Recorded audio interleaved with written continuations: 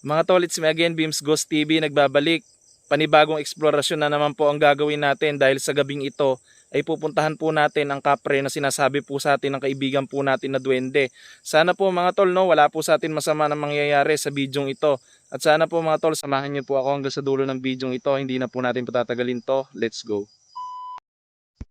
So mga tol, nandito na po tayo sa area. Hindi pa man po tayo nagsisimula na naglalakad ay may naririnig na po ako ng mga tunog dito at kaluskos dito sa bandang likuran ko. Check perimeter po muna tayo.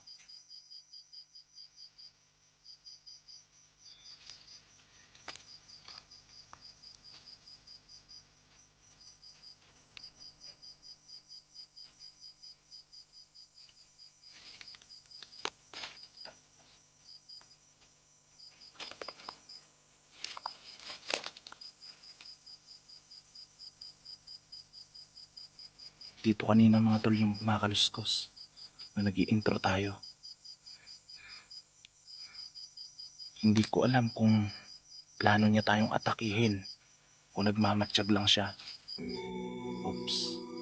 Dito kasi mga tol, sa tinuro ng ating kaibigan na duwende, ay dito rin ay napakarami po ng mga aswang, no, at mga pinaghaharian ng kadiliman. Kaya po sila ay nagiging ganap ng mga aswang.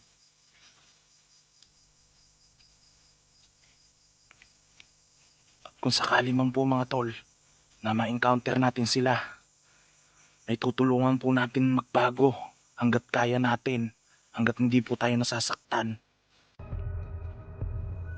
Oops. May nakita na tayo mga tol. Oops. May nakita na tayo mga tol. May nakita ako sa talahib. Titingnan natin mga tol ha. Sobrang sukal. Malamang mga tol ay isa ito sa mga aswang na namamahay dito. Oops. May kumakaluskos mga tol. Grabe mga tol. Hello? Asaan ka? Nasa paligid lang sila mga tol. Sakto pa naman mga tol ha. Kabilugan po ngayon ng buwan. Sila po ay mga active ngayon.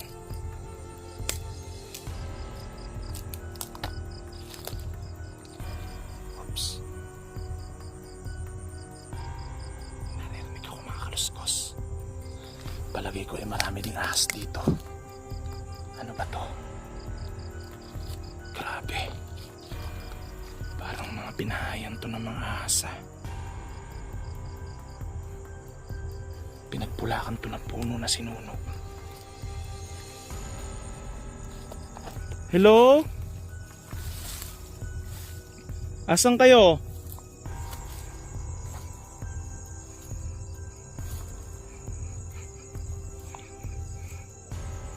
Oops.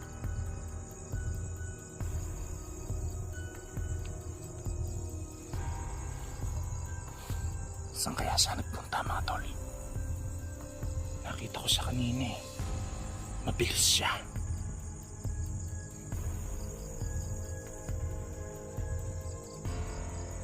Ano ba to? Tingnan niya natin to. Parang may sumusuot sa ilalim nito eh. Malamang sa malamang ay dito sila mga nagbahay.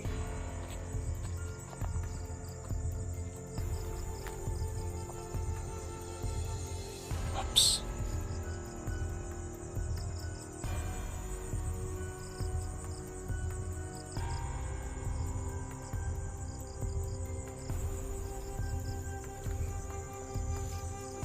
Tahimik mga tol.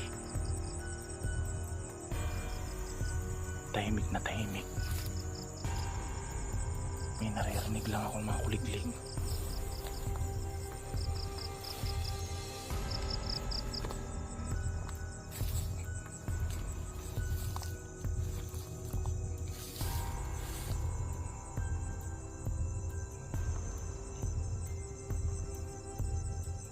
Oops.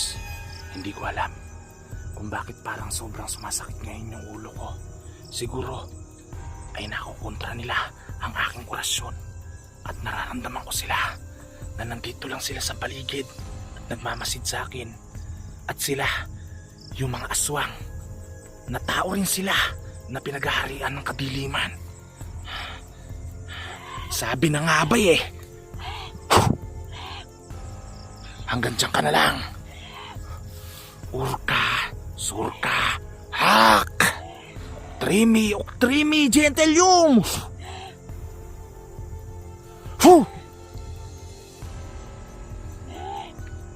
Noctrimi, gentilium. Ano, kaya mo?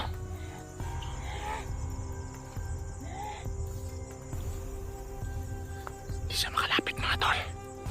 Pasang-paso siya sa ihip natin. Anong uri ka nila lang? Ikaw ba ay tao rin na kagaya ko na pinaghaharian lang ng kadiliman? O isa kang pure na aswang? Malakas mga tol. Hindi ko siya malapitan.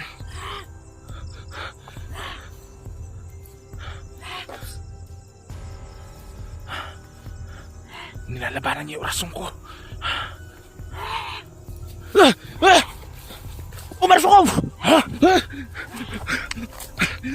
Napakalakas niyang aswang mga tol. Nawala siya.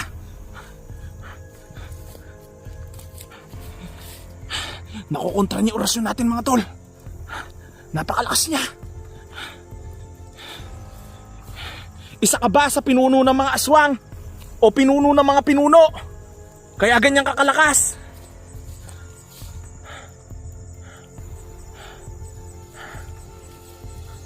Naririnig kita. Gumagapang ka lang dyan. Andito sila mga tol. Oops.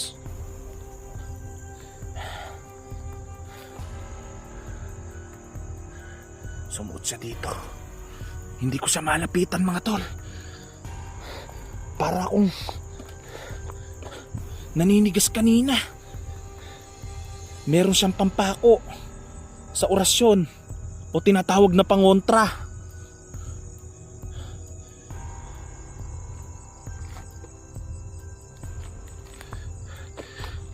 Marunong din siya magpuder. Nadadaig niya yung orasyon ko.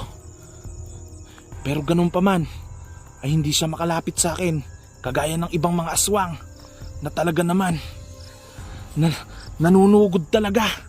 Pero siya ay napakatapang. Siguro kung wala lang akong kakayahan ay baka natapos niya na ako dito. Kaya sobrang delikado dito mga tol.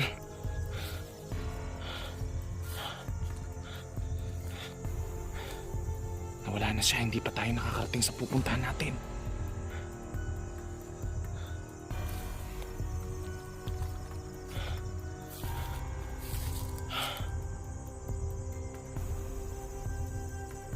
Saan kaya siya?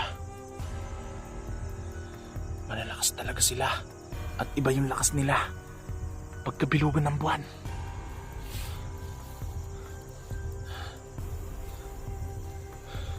Observe natin tong lugar na to mga tol. At kung kinakailangan talaga na gumamit tayo ng matinding orasyon dito, kung talagang hindi na sila magbabago, ay wala nang ibang paraan kundi ang tapusin natin sila sa pamamagitan ng orasyon na pamatay aswang. May mga naririnig pa ako mga tol na kakaibang mga kaluskos. At alam ko na hindi lang siya nag-iisa dito dahil nararamdaman ko sila. Hindi na tayo magtatagal dito mga tol at lilisanin natin ang lugar na to at babalikan na lang natin ang kapre dahil sobrang delikado sa lugar na ito.